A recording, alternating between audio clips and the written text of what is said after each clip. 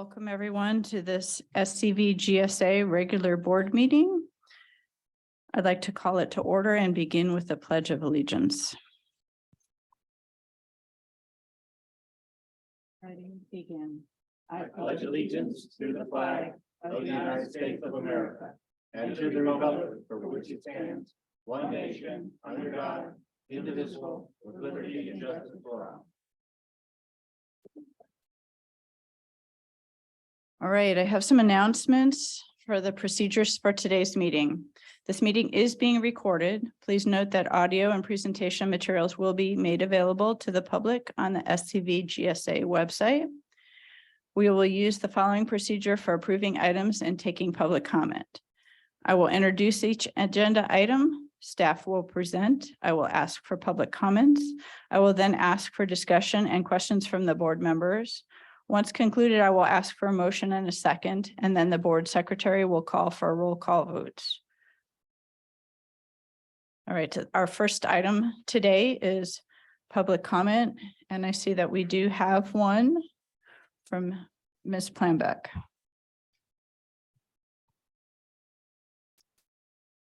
Lynn Planbeck, and I just wanted to ask why this meeting isn't hybrid as well as all the other meetings are at Santa Clarita Valley Water Agency. I know it's a separate agency, but you're in a room where it perfectly could be hybrid. It's already set up to be that way.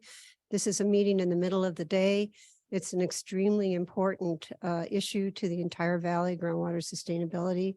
And you tried to be welcoming to the public, and you had an advisory board and whatever, but now bam, no advisory board and no access during the middle of the day where people could even watch it. And it's not very welcoming to the public at all. You're not making it available to the public. And I don't know why you have just sort of closed yourself off from the public. I wish that the board could consider having hybrid meetings. Thank you. Thank you. Actually, do you think little background on that? This board went public before any of the other agencies, including the water agency, after COVID. So honestly, I think we just didn't even talk about it. We just went public. But if it pleases the board, we can consider doing that and have a board discussion on it. We just never talked about it because we just went full public before the other water agencies did in the area. Would that be okay with people to discuss going hybrid?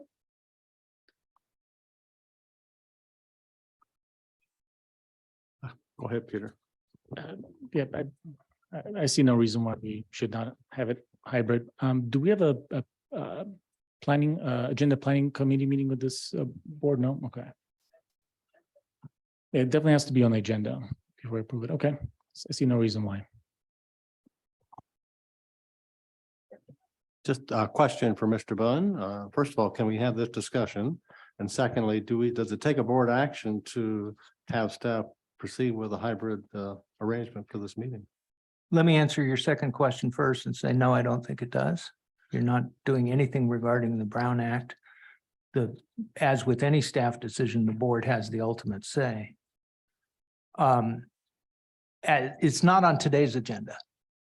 So it would need to be a future meeting if the board wanted to discuss it. Okay. So the president could get with staff and have them go ahead and do that without, I mean, we don't need a discussion on. That's correct. We don't, because we only meet quarterly, so that would put it off a half a year by the time we did it. Yeah, in my opinion, that's correct. All right. Seeing no opposition, I will discuss that with staff and see what we can prepare for the next meeting. But honestly, it just never came up. Any other public comment? Ms. King? There is none. Okay.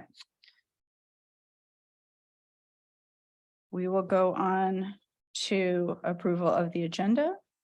Is there a motion? So move, Director Cooper. Olszewski seconds. Ms. King, do we have to do roll call or can we just do ayes? And it said roll call in the procedure, but We do roll call for the recording, but it is up to your discretion, President Guthrie. So you want us to do roll call? We do roll call, it would be in the recording. All right, let's just do that. Okay, when I call your name, please state your vote. Director Cooper, Yes. Director Kabar, Yes. Director Martin, Yes. Director Olzahowski, Yes. President Guthrie. Yes. Thank you. This item has passed. All right, the next one is 2.1, appointment of treasurer. Good afternoon, President Gutzeit and board members.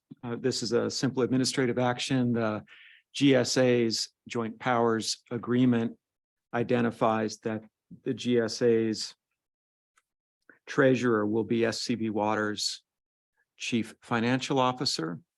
Eric Campbell filled that role. He's since retired, and Rochelle Patterson is now in that role. And we're recommending that your board appoint Rochelle as the GSA treasurer, and I see Rochelle's here as well.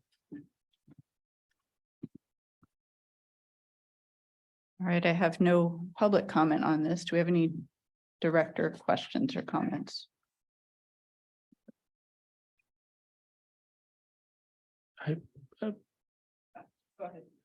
President Good say a motion to move forward with this. Second on the motion? Seeing no other discussion, can you call for a roll? When I call your name, please state your vote. Director Cooper, Yes. Director Kabar, Yes.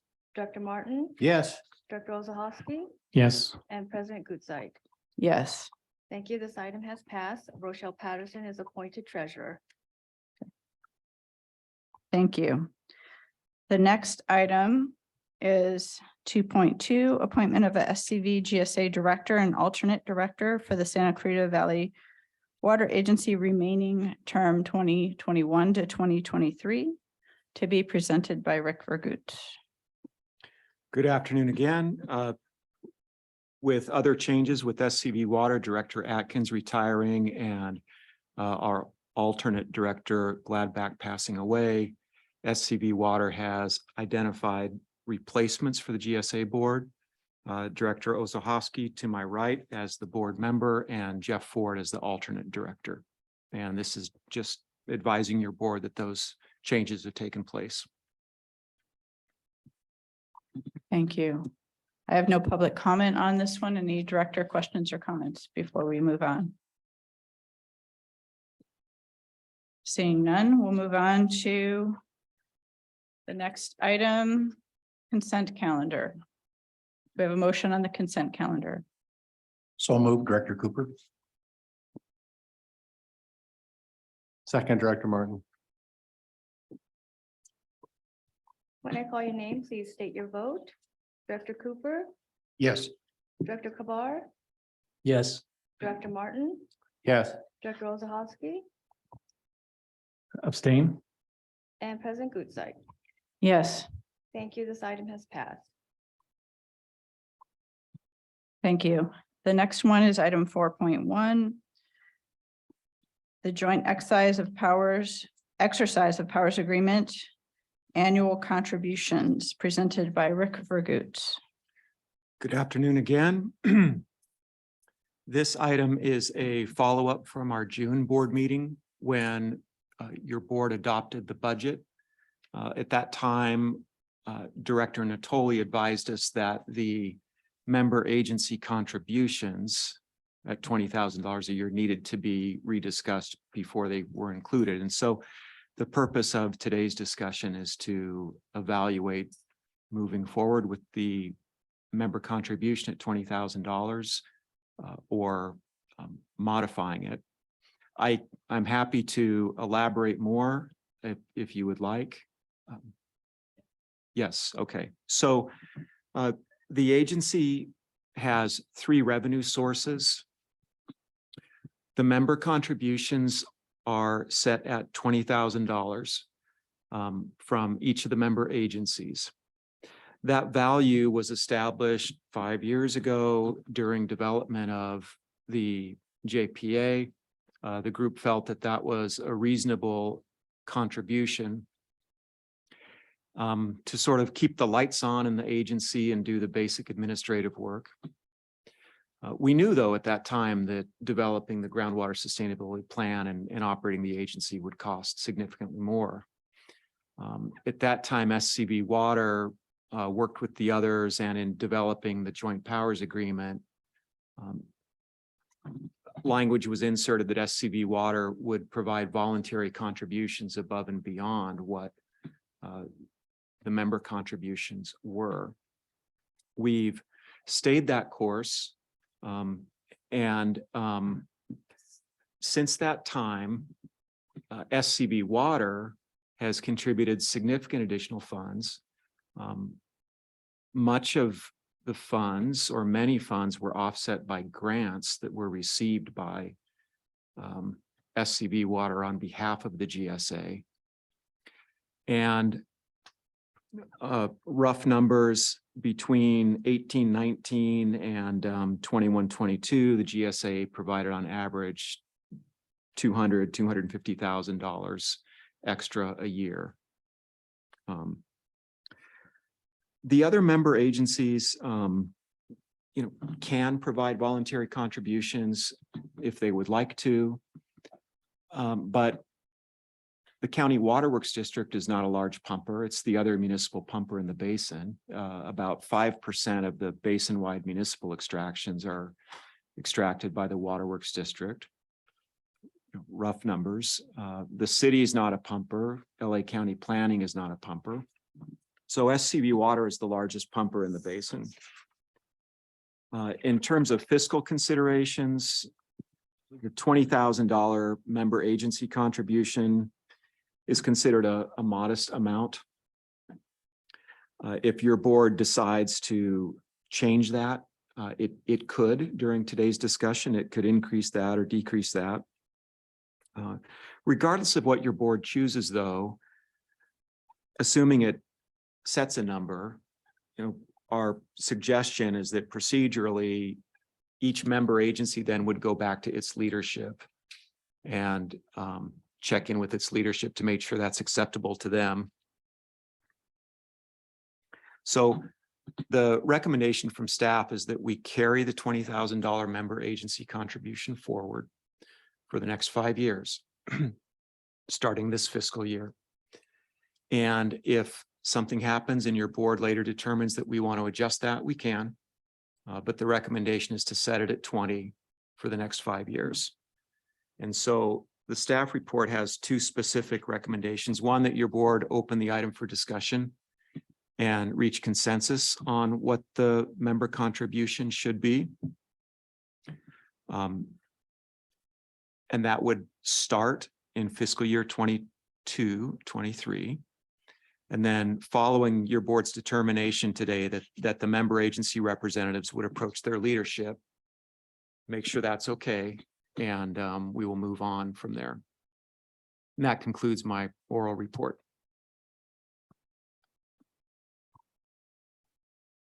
Do we have any public comment on this? I don't have a paper for that. No, seeing none. All right, Director, questions or comments on this? Director Martin. Thank you, Madam President. Rick, thank you for the thorough staff report. It explains everything in pretty good detail and goes back to the beginning. And I really see no reason to change our course in terms of financial support for GSA's work. I would support moving ahead with the $20,000 voluntary contribution from the agencies other than SCV Water, which will continue to pay a larger amount and with good reason too. So I will support moving ahead with the recommendation and be happy to carry it forward. Thank you. Mr. Vergoods, were there any input from the other agencies regarding that number? I had a brief conversation with Director Natoli, checking with her on this other item on the grant today. But the member agency contributions came up and, she seemed to think it was reasonable. Unfortunately, she's not here. Okay, so there's no pushback from other stakeholders here. None that I'm aware of. Okay, thank you. Director Cooper. I would second the motion.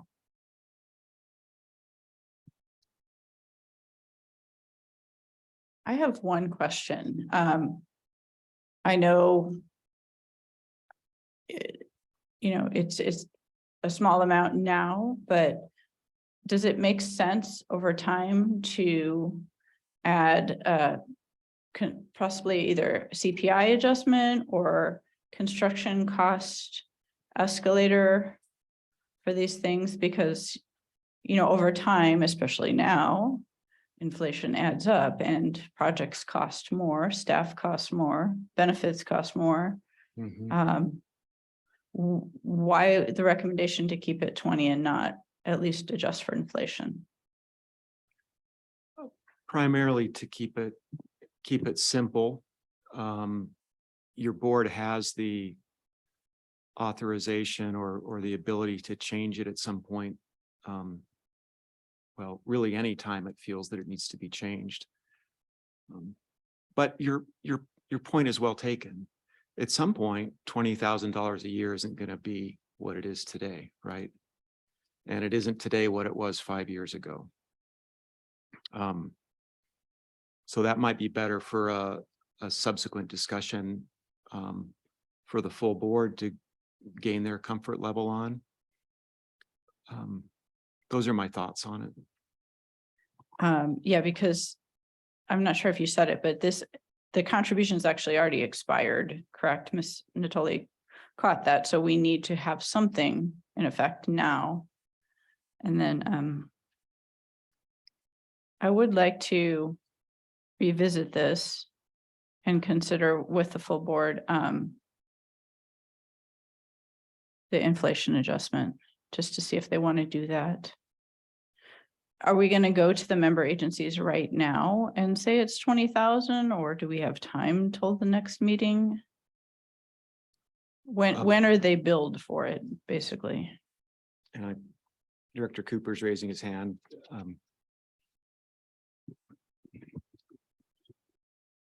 I think when we formed the agency, it was set at, as Rick says, at $20,000, kind of arbitrarily.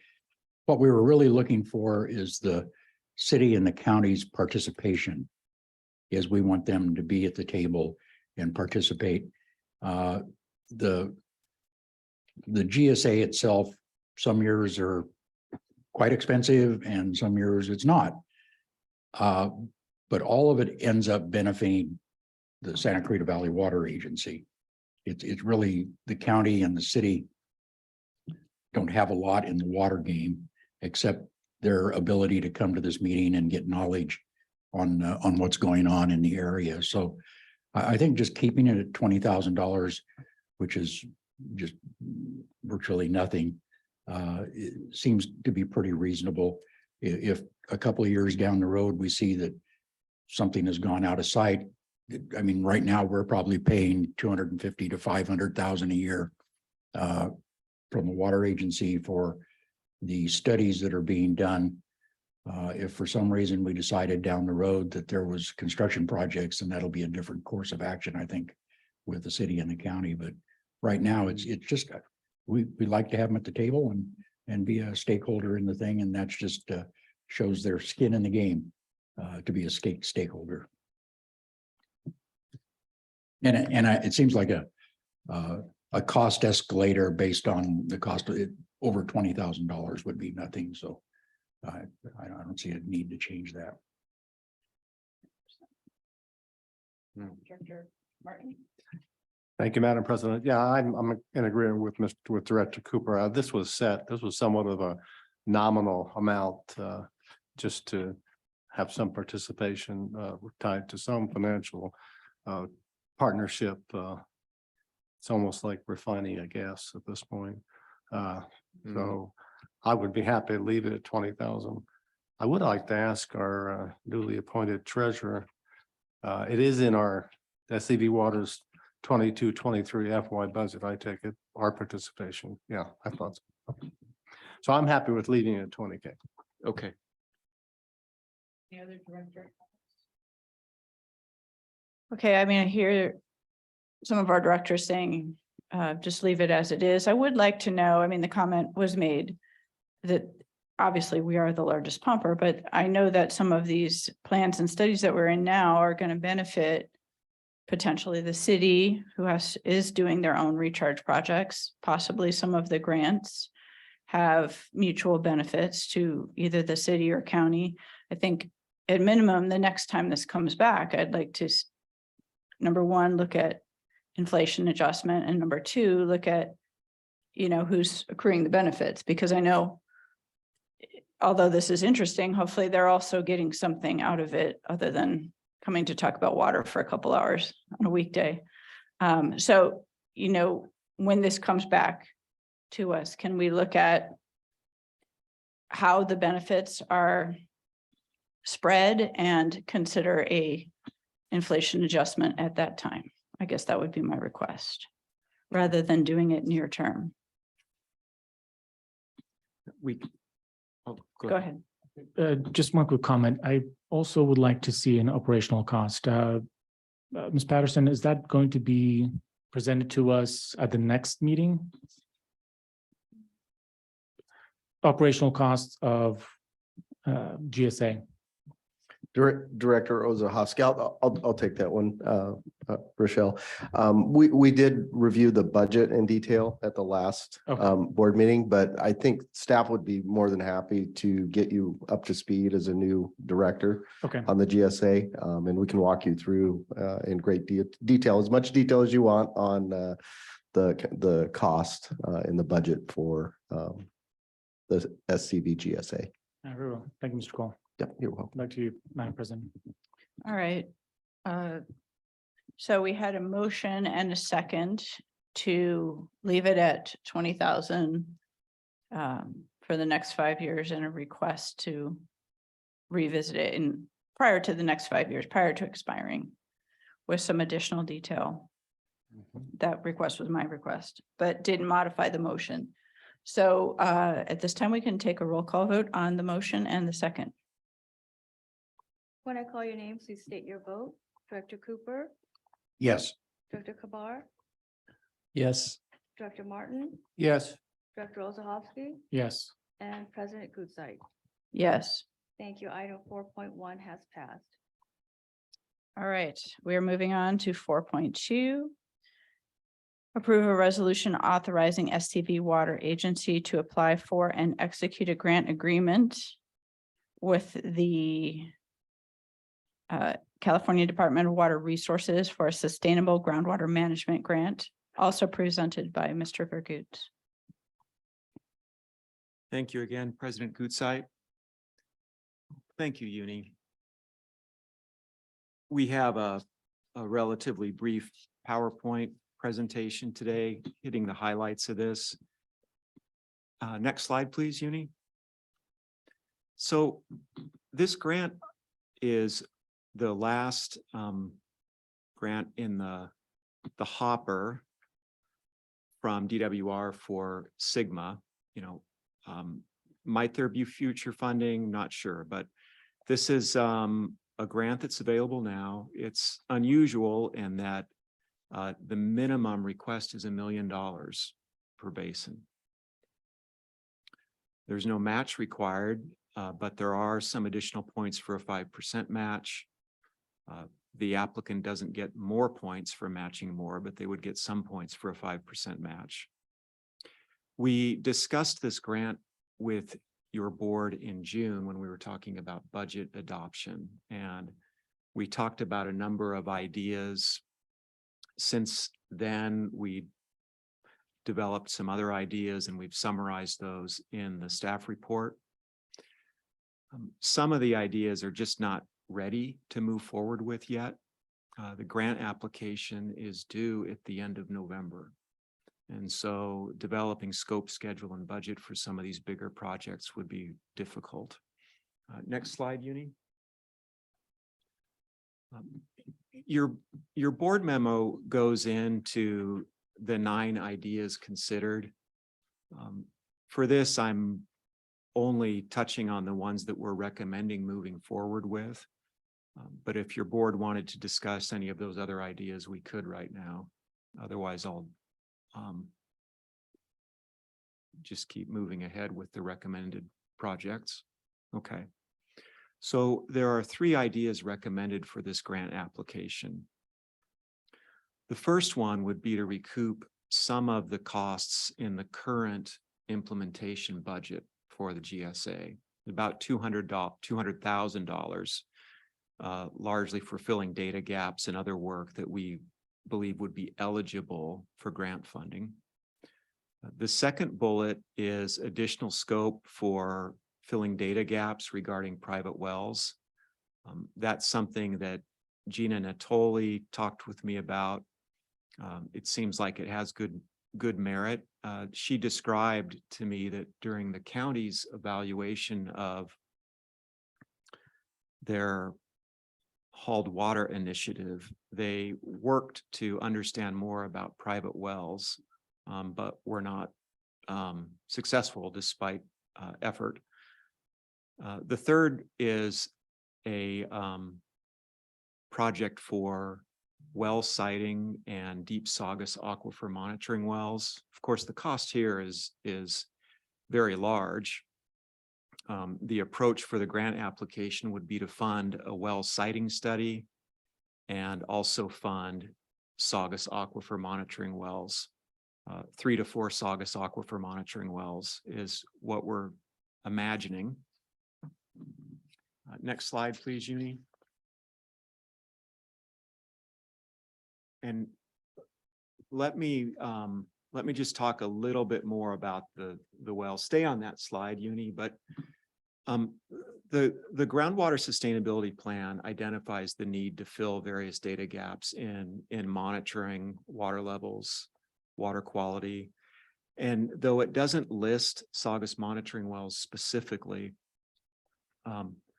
adding in wells like that to the basin monitoring could help with understanding water quality, whether or not there were any plume movement concerns in the Saugus formation that could be used to help plan for treatment better at the wellhead. But also developing better understanding about the geology and groundwater levels would help with flow model calibration. And such wells could even be used for aquifer tests in the future. There's a good nexus with these deep wells, but they are very expensive. In terms of budget, the GSA's current budget includes $20,000 for preparation of a grant application. If we move forward with this, we'll be going above that sum. We have a proposal from a consultant to develop scope, schedule, and budget for the well siting study and the wells. That proposal is about $20,000, so relatively small in the big picture, but I wanted you to be aware of that. We're estimating a minimum grant request of $5.3 million. These numbers are still a little rough, but that's where we're leaning right now, with a 5% match that would be covered by SCV water. So that would be $265,000. Some of that would be offset by the $200,000 that's currently in the budget for GSP implementation. Something Assistant General Manager Cole was explaining to me this morning, or pointing out. So I wanted to make sure your board was aware of that. So in other words, the actual out-of-pocket costs from SCV water are probably less than $265,000 if we're successful. If we are awarded, like we've done in the past with grants that have been awarded, the SCV GSA work plan would need to be amended to include the projects in the budget. And of course, we would amend that and also look at estimated reimbursements over time. We've done that with the last 2 grants, and we would do that on this one. Next slide, Uni. Our recommendation is that your board adopt the attached resolution in the board memo or with the board memo to authorize SCV Water's general manager to move ahead with this, to apply for the grant on behalf of the GSA. It would identify SCV Water as the agency responsible for the cost share. And it would direct SCV Water to execute an agreement with the Department of Water Resources for this grant. And that concludes my presentation. Do we have any public comment on this item? There is none. Okay. Director discussion? Director Cooper? Yeah, this is excellent. I mean, that's a minimal cost, especially when you don't have to put up matching funds is very unusual. And 265,000 is not much money to get a $5 million grant. Do we believe that they're going to give grants out that large, or are they trying to stick down at the 1 million mark? Do we know?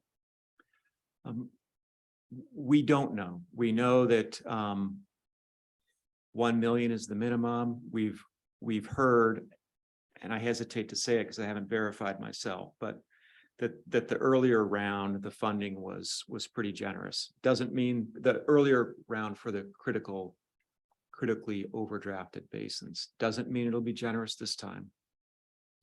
Well, I think it's absolutely worth a shot, and I would recommend it. To do the study, would this study give us a good picture of the Saugus? None of us know how much water is in the Saugus, how good the water is, how deep it is. We don't know. We really don't know much about the Saugus. Will this give us that picture that we've always wanted about for it? It will help if we were able to get 3 or 4 wells in strategic locations. We'd understand more about water quality. We'd understand the water level better, and it would allow us to collect more data during aquifer testing. So it would be beneficial. I know at one time there were thoughts that the Saugus could hold as much as 3.5 million acre feet that is down there. But nobody knows how good the water is down deep. It's all ancient water. So Right, this deeper. will give us a better picture of that. Yes, it will. Good. I would so recommend staff's recommendation. No questions. Director Martin? Thank you, Madam President. Yeah, this certainly looks like a worthy effort to go after this amount of money. Question that I have, and of course, monitoring wells will provide a lot of information that would be very helpful. If we were not to get this amount of money in a grant, or if we were not to get any grant, would we still pursue 3 to 4 monitoring wells in Saugus? I think we would look for other opportunities to help fund them. Okay. So with that, I would second the motion and support the staff recommendation. Any other director questions or comments? No, I have one question. So the line item that says existing GSP implementation contracts. I recall that we were already doing some additional alluvial wells, right? Either for temperature or flow. Are we doing any alluvial work or proposing any to be covered by this grant? No, Okay, we did, but it's a good question. We did include money to install alluvial wells in the river in the previous budget. but that's not in this grant request? But no, because that work has been completed. Okay, But you raise a point, if, as I've been thinking about it, we're looking to fill data gaps in the alluvial areas.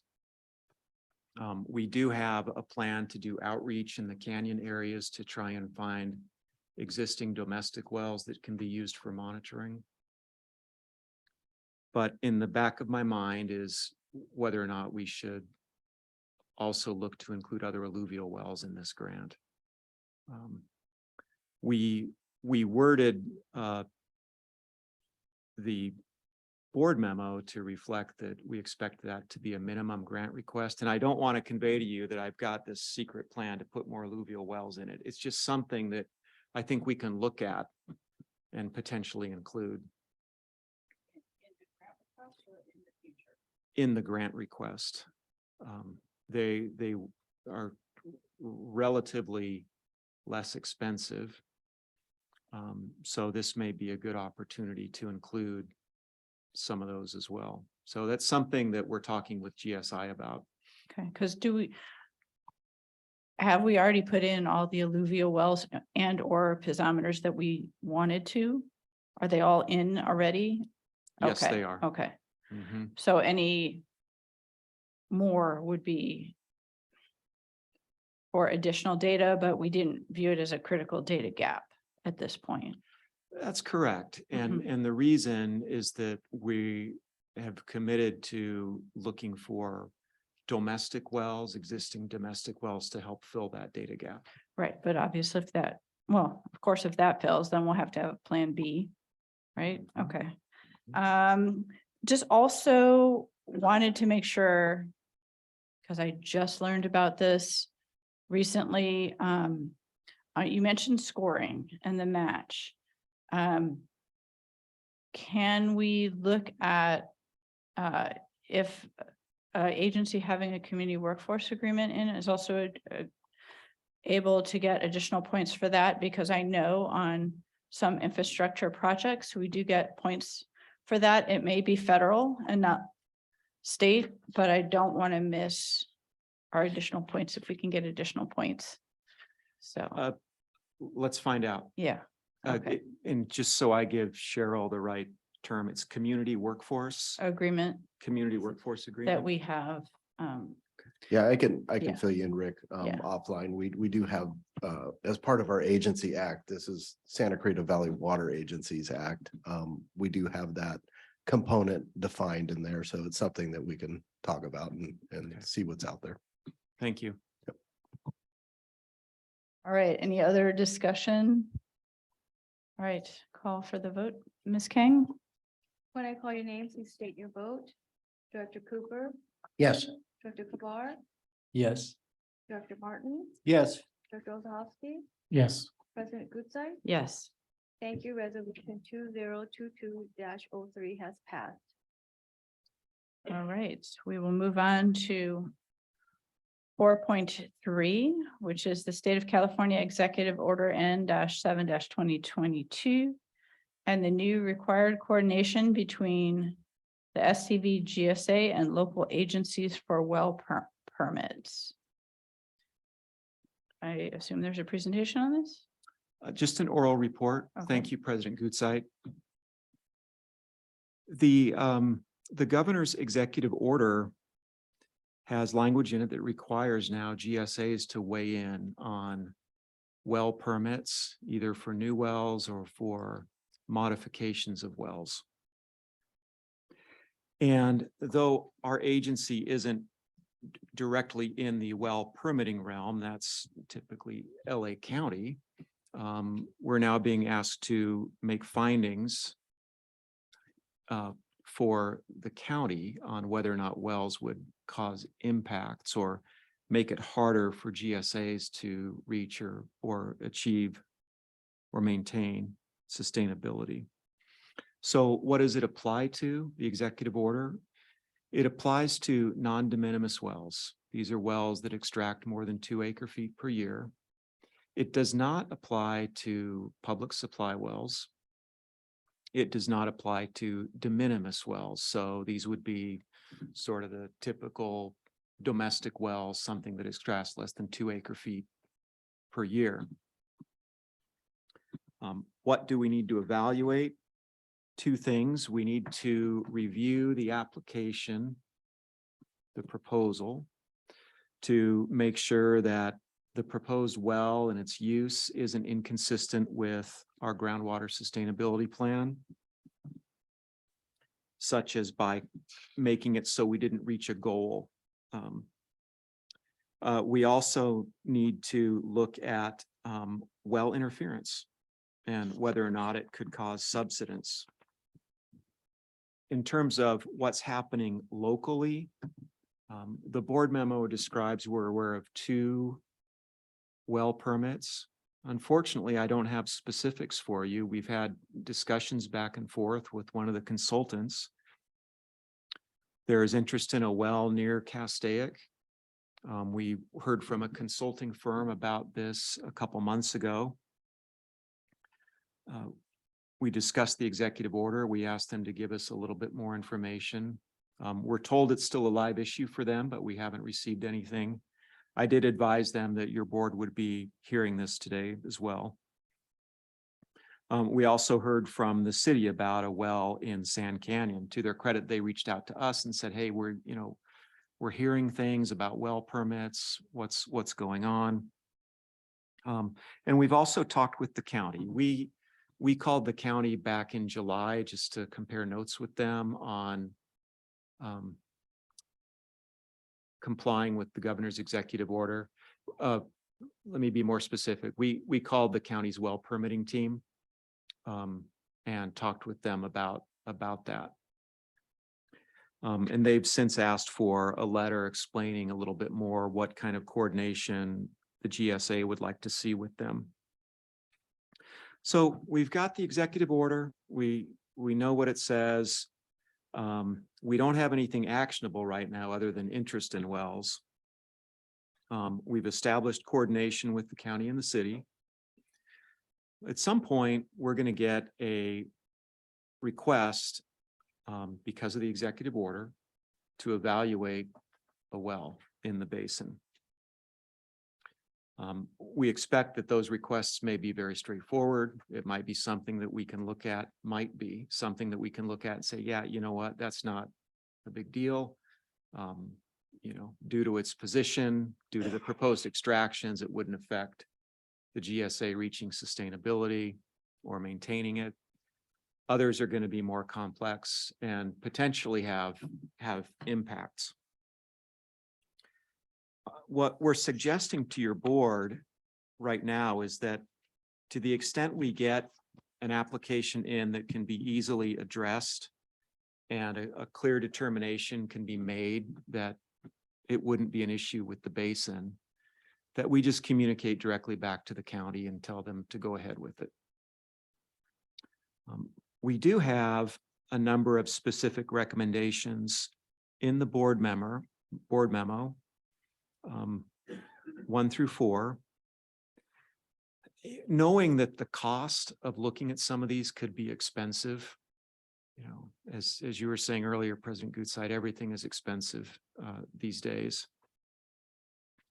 We're recommending that if, or I should say when, it is just a matter of time, when we get a request to review a well permit, that we establish $100 fee to take it in and begin the review and to determine if additional hours and funds are needed. Second, and I covered this earlier, on number 2, just that your board authorized GSA staff to coordinate with the county directly if after review there's no concern that a well would create an impact.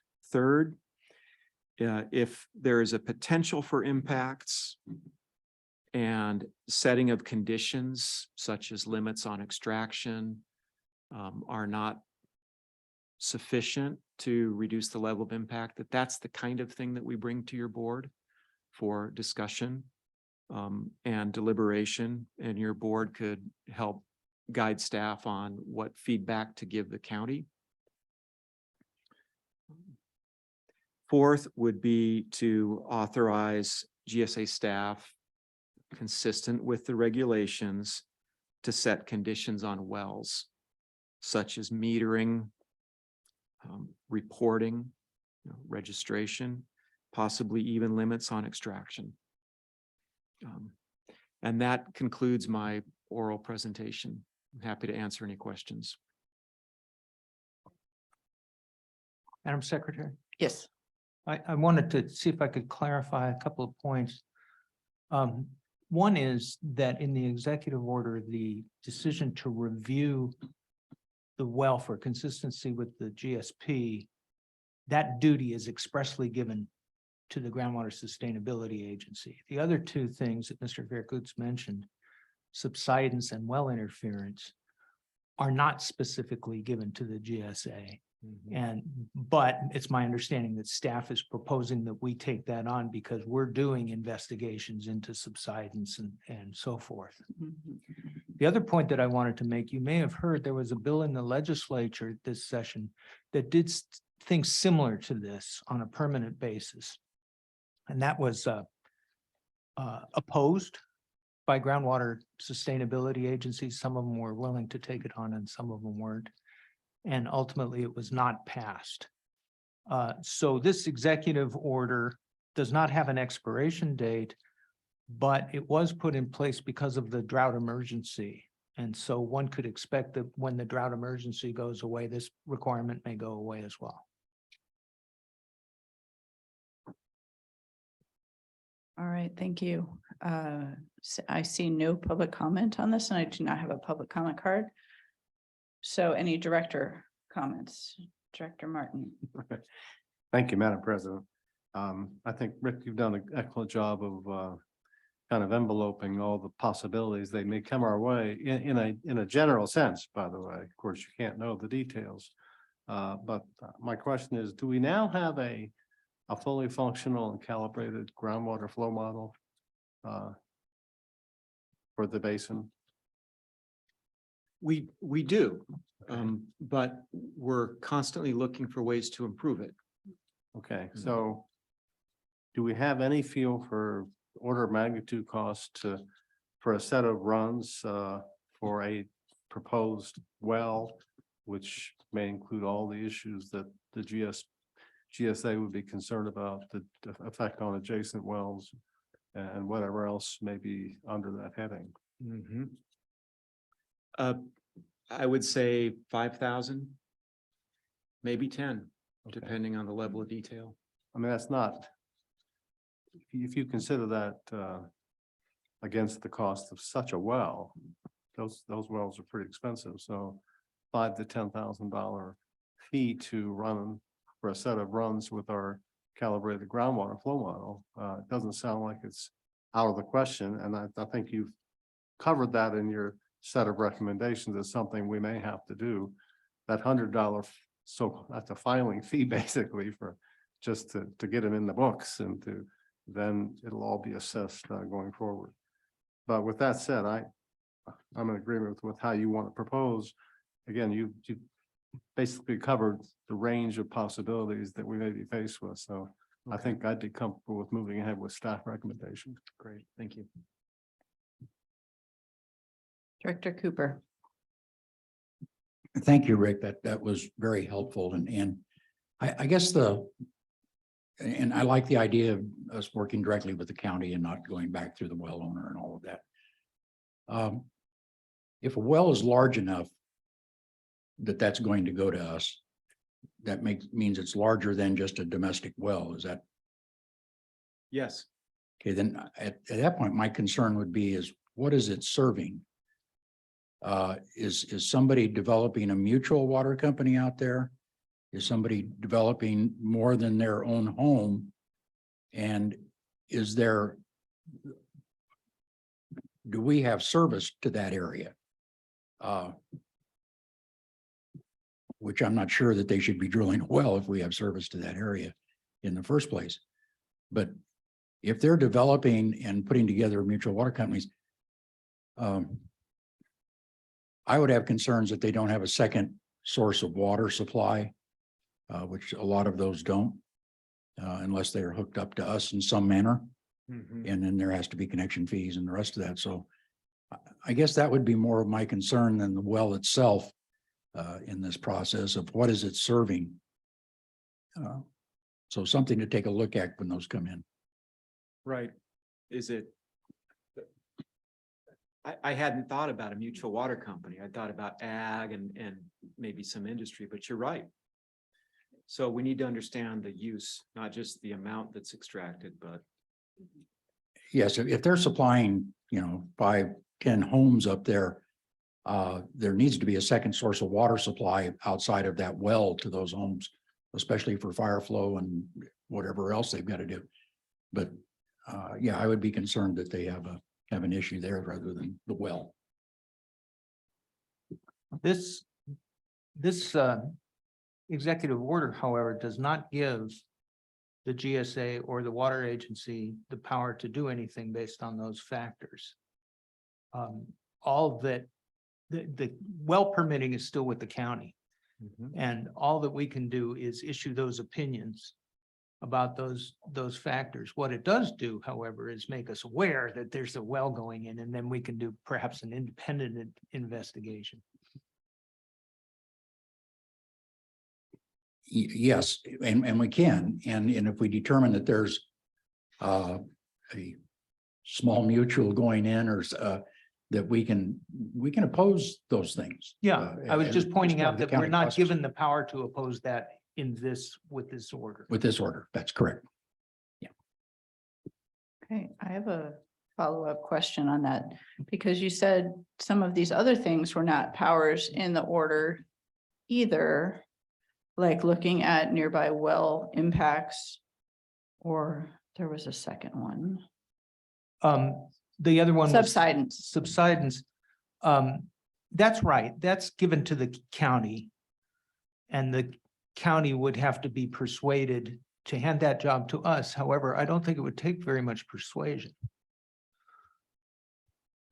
So, I mean, I'm envisioning probably you're gonna develop a review checklist or something that at least we could find the intended use, of course, right? To address Director Cooper's concern, and then maybe flag some of these other things and determine whether it's the GSA's authority to do anything, or, at least we would have knowledge to pursue it separately. Right? Okay, and then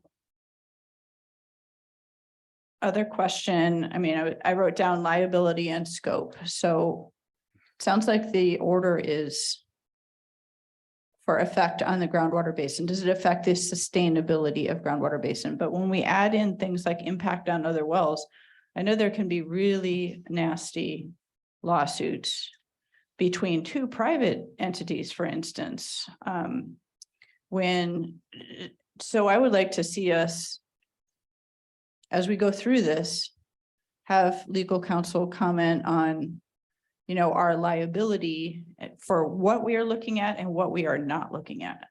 So if we're looking at the effect on the basin, but this giant well is going to affect, let's just say a mutual is going in Sand Canyon next to the golf course, and it drains the golf course's wells dry. Are we going to evaluate that, or are we not? And we should make it clear, if we are not, that we are not assuming liability for any of those impacts. We need to draw the line, I think, on what we're doing so that we don't get drug into it if there's some side effects. That's a concern. That's concern number one. I have a couple others.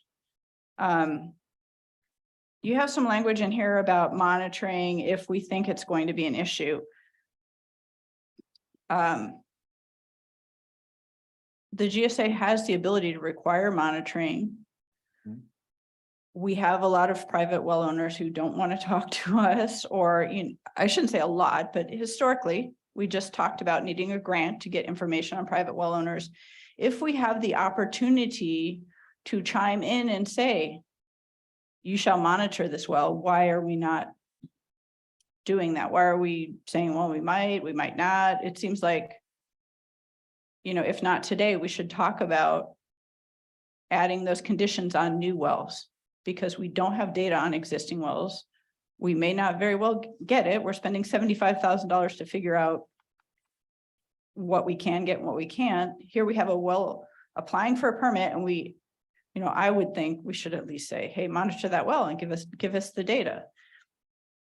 That's something that the whole board may need to discuss, but I think we should consider conditions, especially on these large wells, on the new wells that are going to come before us. And then lastly, if we say, no, we don't think there's going to be any impact, again, from a liability standpoint, can we have a statement saying this does not preclude the GSA from implementing or requiring future monitoring if the GSA board decides? Because if we tell them today, no, we're not going to require you to monitor it, but we have 10 more years of drought and we have 3 giant wells, we want to make it clear that at that point, we might ask them to monitor it, not that they get a free pass for life. So those were my thoughts. And you were going to comment on the liability one, I think. Just to comment that I was following you and your description about looking at well interference or subsidence is a good one. We're either going to do it or we're not, right? And so anything from you, Mr. Bunn? No. I'll add just one thing, Rick. I think maybe the easiest way to deal with this will be to develop a policy, right? So we'll lay out this, the input is really good input that we've just received. So we can lay out in a policy kind of the different things that Rick has articulated here, and some of the things that we've also heard. That way, Mr. Bunn can have a run through as well on the words and what they mean and how we say them. And then we could bring that back for a board adoption at that point. That way you all could see kind of how we're trying to deal with these things. I will say it's, you know, it's newly charted ground. I think one of the biggest complaints that those opposing the new legislation was this concept of the liability that you just bring up. And it was requiring basically the GSA to take on the liability of the determination, which people were not comfortable with. You know, we're fortunate in our basin that this, you know, clearly this is something we're going to need to deal with, but you know, it's not like the Central Valley where you have, you know, potentially hundreds of ag, you know, pumpers that are in a position needing to drill a well. And, you know, our community is a little bit different than that. But we do need to be prepared so that we have a policy that's fair and applicable to what we're experiencing here locally.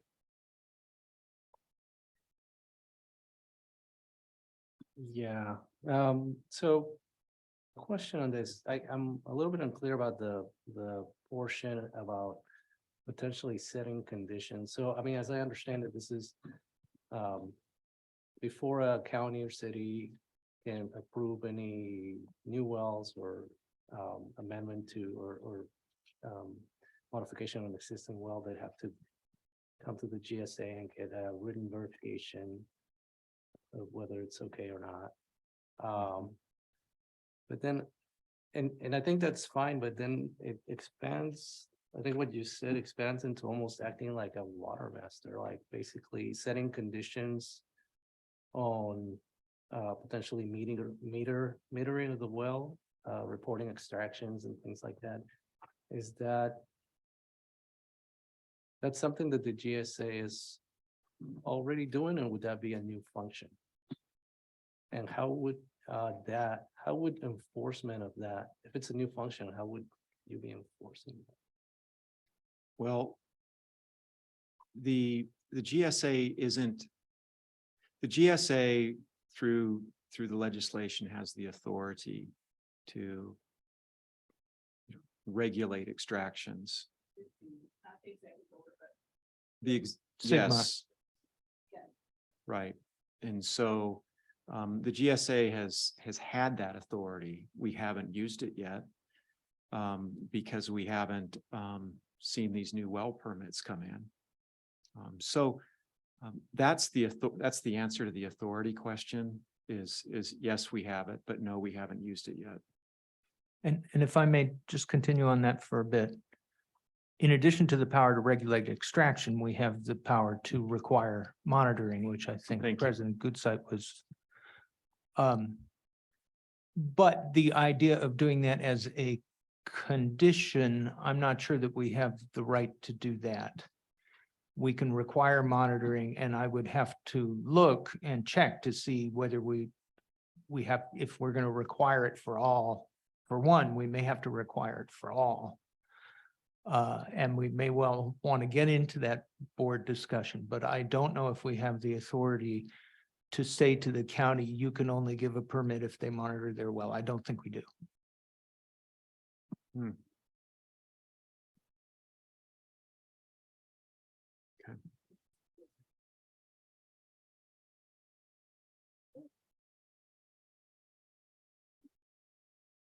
And the reason behind the 2 acre foot per year, where did that number came from? That's what the state calls de minimis extraction. Okay, And they have determined that that level of extraction is low enough to where it's not regulated. And is that per applicant or per some distance from one well to another? that's a good question. It's not entirely clear, you know, what if somebody has 2 wells and they each extract 2 acre feet? Right. I would have to ask Council Bunn if he had thoughts on that. Well, I have an impression, and that is that the 2 acre feet is per well, and each well has to get a separate permit, of course. But that's just an impression. I haven't gone back to look at the executive order for that. Okay.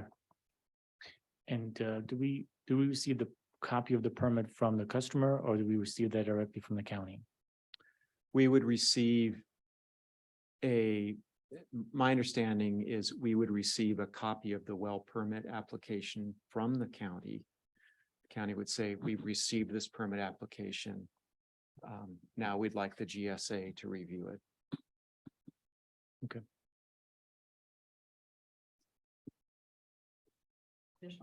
Yeah, I'm sorry, is that county regional planning? Which, do you know which department of the county? I do know which Or department. public I health. can't remember it right now. No, I believe it's health. But yeah, Is it I public believe it's environmental health or public public health. Okay, Um, do they permit all size wells, or do they just have a cap at a certain? I always thought that they had a cap at small wells. I don't know. Assistant Yeah, General it- Manager it- Cole? It's my understanding that they're the well permitting authority, so they permit small, medium, large, all the way through. I know they permit our wells, for example. And I know they're permitting the kind of residential type style wells as well.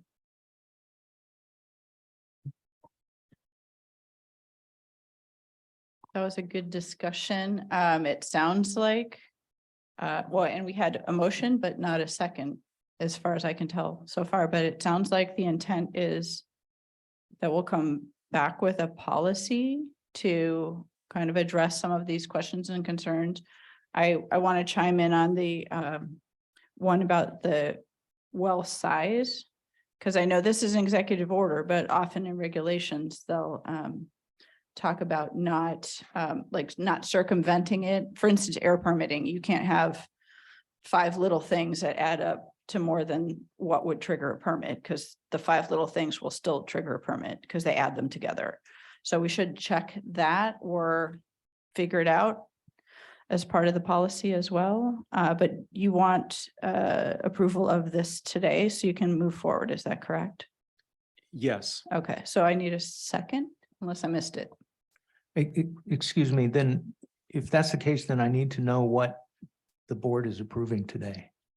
Because you have the recommendations there, but you started out saying that the direction was to develop a policy.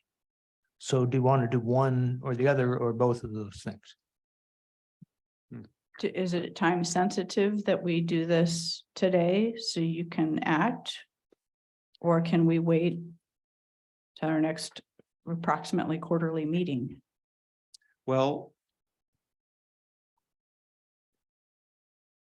President Gutzeit, I think it's time sensitive. I can't guarantee that we're going to get an application, but if one does come in, I would like to be able to begin to evaluate it. But all you're evaluating is, I mean, we're not really giving you an evaluation.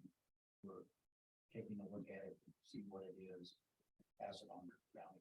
Really, that's what you were asking for in this. To develop the procedure and policy, we can do that anytime. Don't forget your mic, Director Cooper. Sorry, It's going on the tape. makes it hard Well, beginning. I heard that your board would like us to come back at a future meeting with a policy level discussion about this. And I think President Gutzeit, your question is, do we need a board decision on items 1 through 4 in the board letter today? And I see now the conundrum. I mean, I would be especially concerned about the, liability side and Mhm. precluding us from conditions or things in the future. I think there's some concerns that we heard, Mr. Cooper's concern about mutuals going in. Right. What, let me Well- suggest that the main source of that problem, I think, as you suggested yourself, is well interference.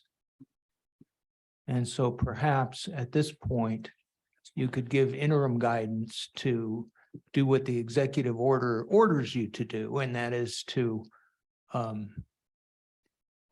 decide whether it's consistent with the groundwater sustainability plan. That may, in many cases, be easier, and you can knock them out within. And if it's not easier, then you have a special meeting or something to go into what you do. Okay, I need some clarification here. So these recommendations 1 through 4 is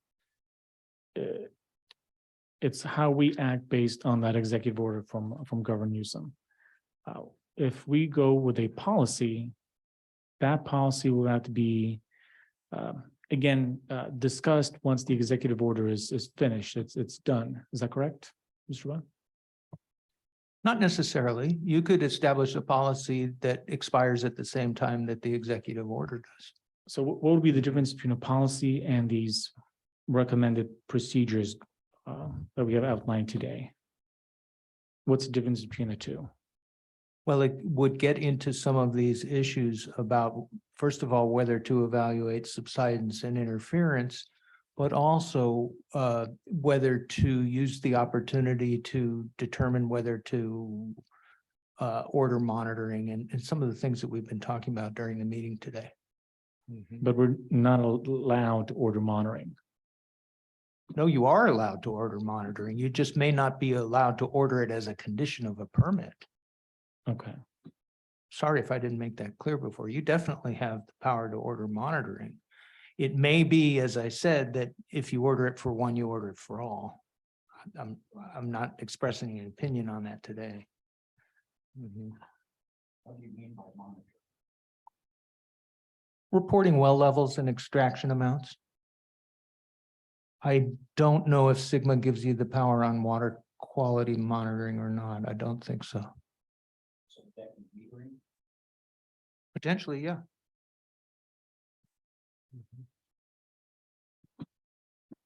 As a matter of fact, I'm sorry, metering is expressly listed in the statute. Yeah. So could we just approve item 1, which is to charge the fee and prepare a report, because the other conditions talk about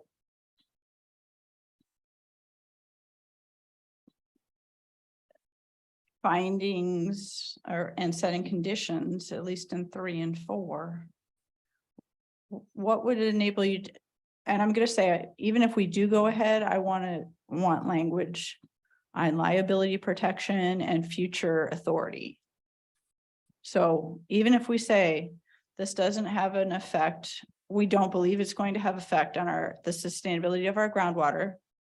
However, we are also assuming no liability for effects on other wells or other conditions.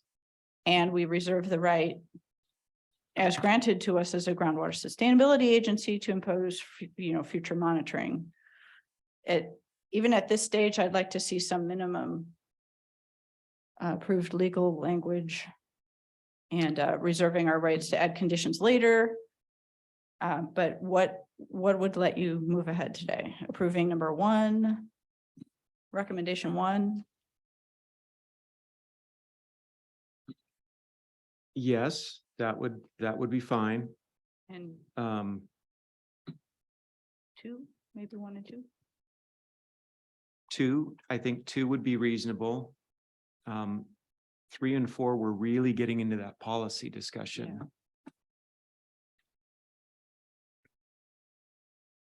Well, how about, and we had a motion from Director Martin, how about we consider looking at 1 and 2 and then have staff work on the policy if we get into a sticky situation quickly where, we think there's going to be problems with the well, then we consider having a special meeting to look at that policy when it's ready, rather than waiting till the next regular meeting.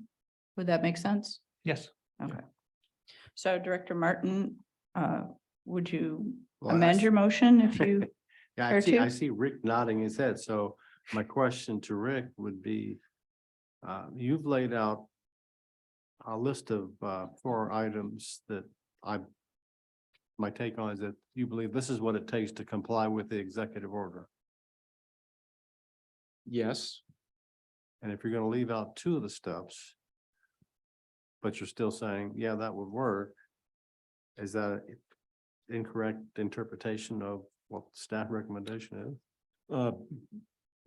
this is a belts and suspenders approach we're taking now, which would be start small with 1 and 2, with the direction to come back and discuss more of these policy level implications that President Gutzeit has raised, such as those relating to liability, such as what Council Bunn related to clarifying which entity is in charge of doing the subsidence and well interference evaluations. So our compliance, the GSA's compliance with the executive order is not optional, is that correct?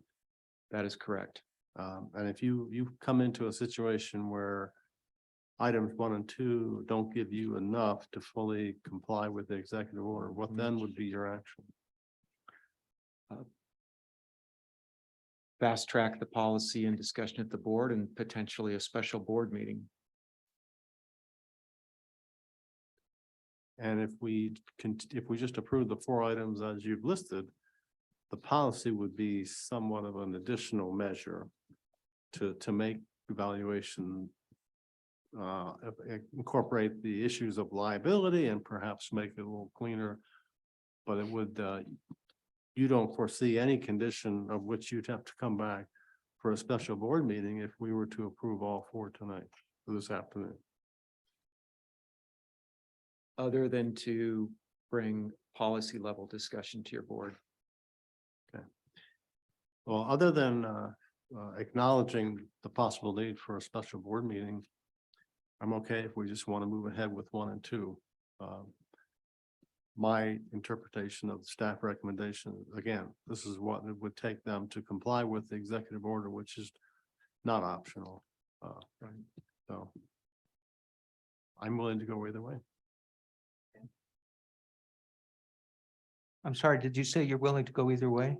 Well, I'm willing to amend the motion to include only 1 and 2, but I would insert the acknowledgement that it may cause us to quickly call for a special board meeting if something comes up that those 2 items don't cover what staff needs to do. Okay, so to that's your amended motion. Yes. Okay. we have a second? Director Cooper has seconded. Roll call vote, Uni? When I call your name, please state your vote. Director Cooper, Yes. Director Kavar, Yes. Director Martin, Yes. Director Ozalowski, Yes. President Gutzeit. Yes, Thank you. This item has passed. thank you. All right, we'll move on to, and good discussion on that, by the way. That was very interesting and say, sometimes that there's many unintended consequences with executive orders too, because all the good questions get asked afterwards. We'll move on to 4.4 quarterly status update of the groundwater sustainability plan implementation, presented by Mr. Vergoots. Thank you again, President Gutzeit. Here we go. We're in the home stretch. This is our quarterly update, Uni. Thank you. So GSP approval process. Status quo, we're ready to respond to any comments from the Department of Water Resources when we get them. Timing is unknown. On implementation, we've approved consultant proposals that we shared with your board in June. So work is up and running. We continue to work on addressing data gaps with domestic wells and groundwater monitoring. These are primarily areas in the canyons. We also are working on evaluation of non-de minimis well locations. So these are wells that extract more than 2 acre-feet per year. We'll talk about land subsidence and these other items, GDE monitoring, et cetera. And so next slide, please, Uni. So let's talk a little bit about the domestic wells and groundwater monitoring. So this is one of our implementation steps.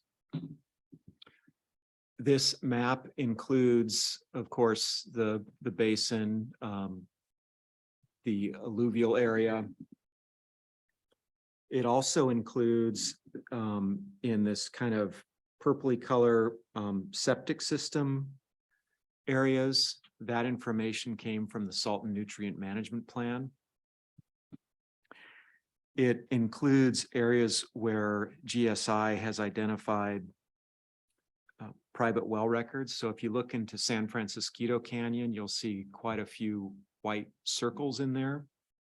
We've got more work to do in these other canyon areas to build this up. It is a little bit chicken and egg in that we need to identify the areas where we need to monitor while we're also identifying what areas are available for monitoring. So, but imagine just for the purposes of our discussion today that we're talking about monitoring in the canyon areas and finding private wells for that. So SCV Water and GSI are working on refining that. Next slide, please, Uni. This is for the wells extracting. Oh, hold on. Did you jump one ahead or did I, Uni? Oh, there it is. Thank you. Evaluation of wells extracting more than 2 acre-feet of water per year. There are a number of wells in the basin that are identified as extracting more than 2 acre-feet per year. Most of these wells are in Castaic Creek, and I'm realizing that it is hard for me to see the wells here, but most of these wells are in Castaic Creek. From the northern part of the creek south, the Pitches Detention Center has wells.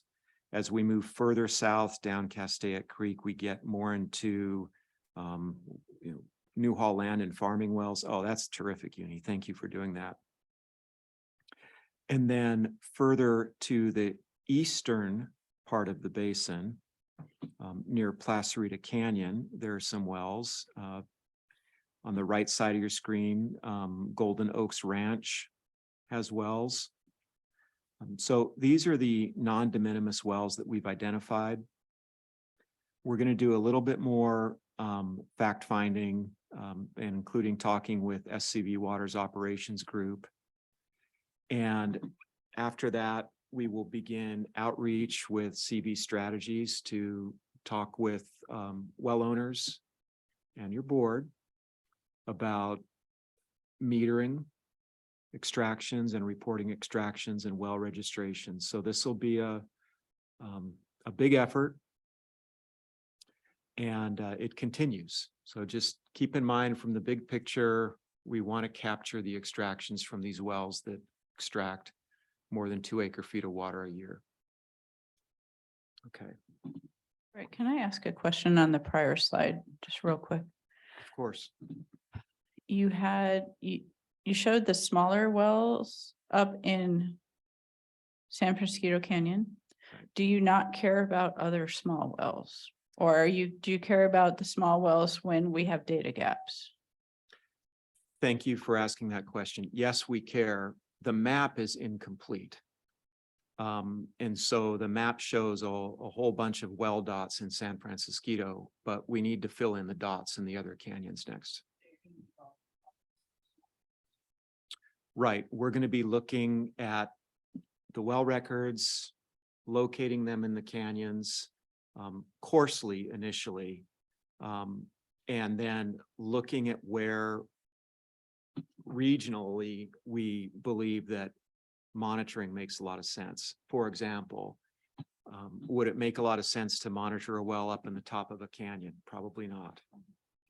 Down closer to the basin is where we would be focusing. So, yeah. Rick, just before we get on to something else, it just dawned on me. If you're receiving a well permit application through the county for the Castaic area, and it's larger than 2 acre-feet a year, I sure hope this isn't for the Peter Pitches Honor Rancho for the development they're planning on the rancho. I mean, they need to hook up to the water supply and not use us as a backup then, because we've given Peter Pitches a backup connection. But if they use that then as a connection to this new development that's a housing development, that would not be correct to do that. Okay.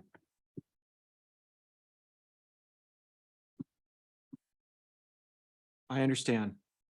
So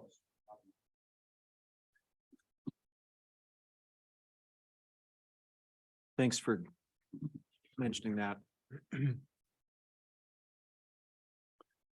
Okay, next slide, please, Uni. So we're beginning the initial screening for land subsidence monitoring.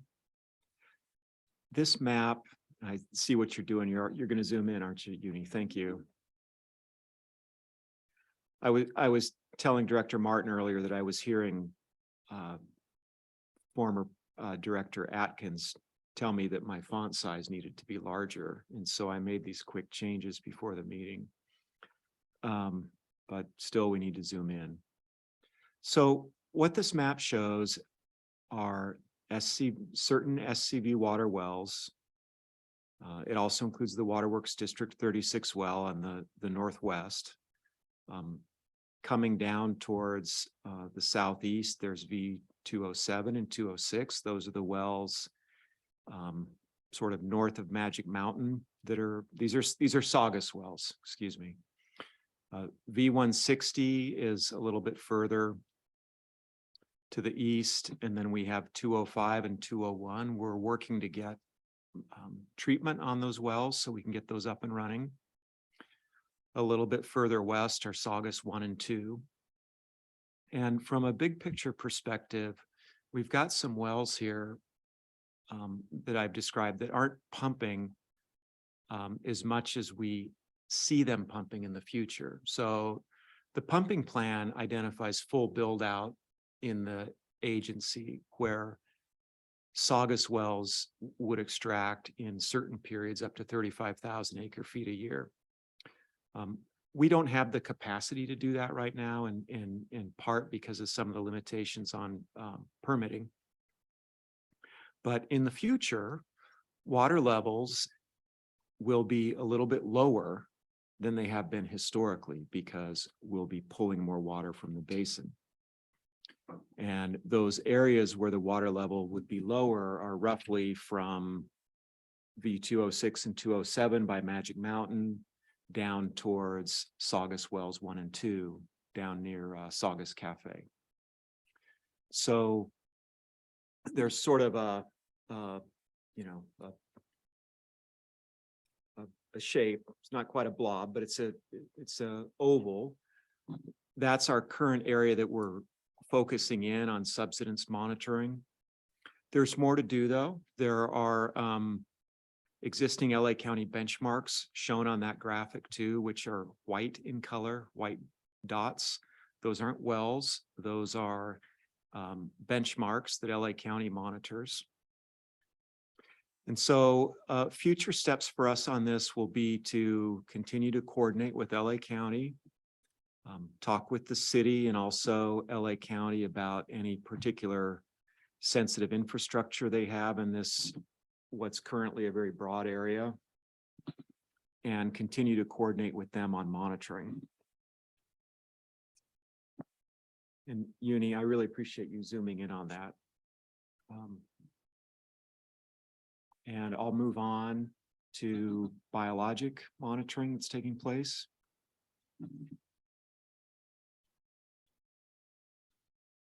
So part of our implementation of the GSP is collecting initial biologic survey information. That work was done in September. There are 3 areas upstream from I-5 where the data was collected. ESA, which is one of our consultants, went out and they mapped the types of vegetation in the area. They documented the presence or absence of surface water flowing through these areas. And they also looked on the edges of these polygons, on the edges of these shapes to look for stress in the plants. The area to the right is just north of the baseball fields, northwest of the Mercedes dealer in town. We have a well there called GDEA.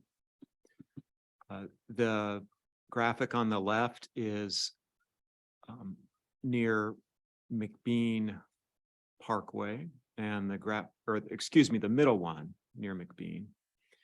And then the one on the left is near Interstate 5. And so the initial field evaluation took place. It identified that there's surface water in the area on the left and the right. It didn't see it in the middle, which is expected. It's dry there. It identified on some of the edges, there were no edges of these shapes.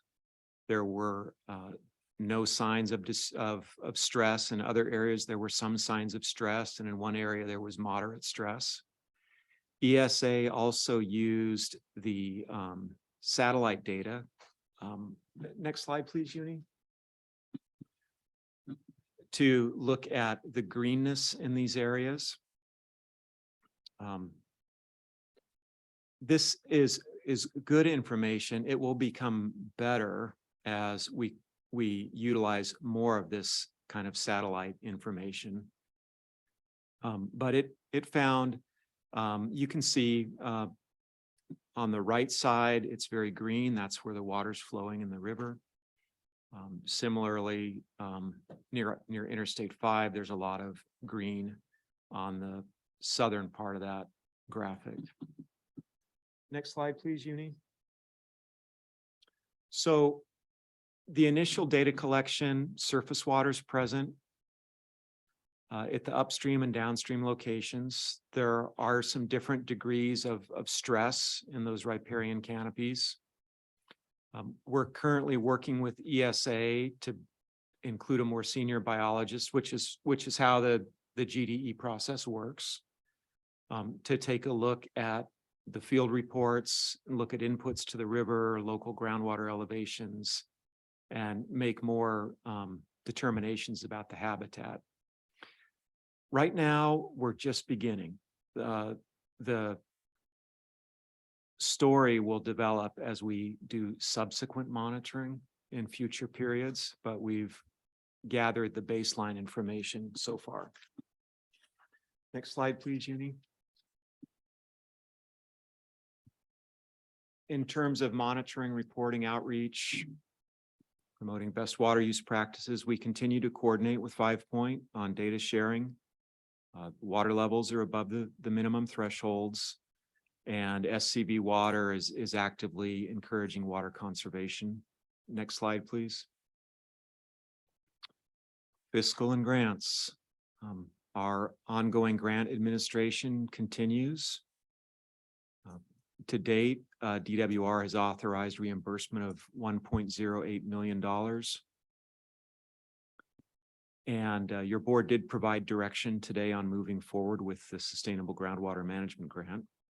Uni, next slide. Look ahead. More of the same. Working with the consultants to fine tune our understanding about where these data gaps are and begin to fill them.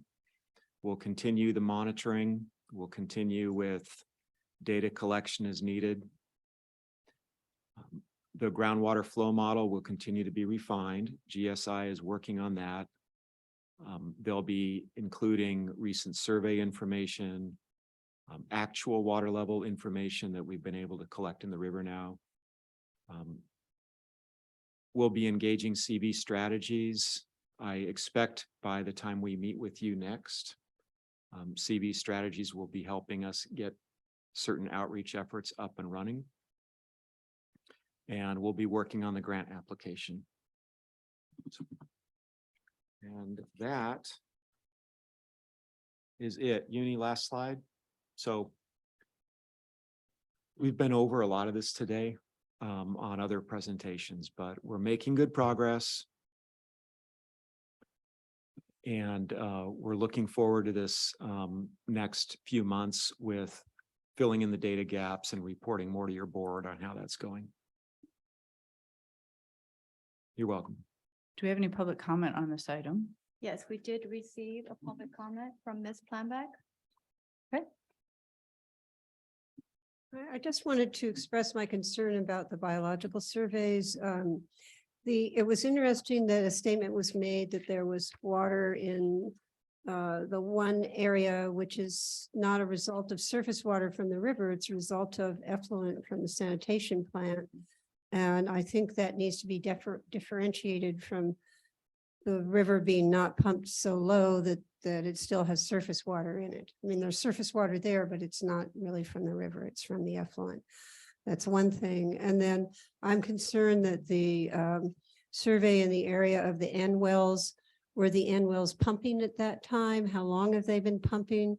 Some of our wells have been off for a long time, which has created a situation of higher groundwater than would normally be there when they're pumping. So I think it's important to note that, and it didn't seem like that was noted at all. So those are my concerns. I think that possibly the surveys were not as accurate as they could have been.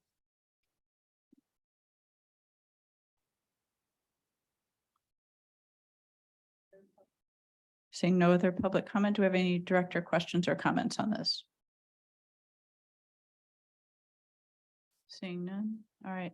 I think those were good things to address the public comment point, or at least clarify, you know, the conditions under which data was collected and things like that. I'm sure that will be in the reporting. We will move on now then to 4.5, which is the salt and nutrient management plan update. I believe we. You want me to grab? I can Close. grab that one. I'm sorry, I just Yeah. saw the note on the, Yeah, President Goodside, Postpone. we're gonna postpone that one.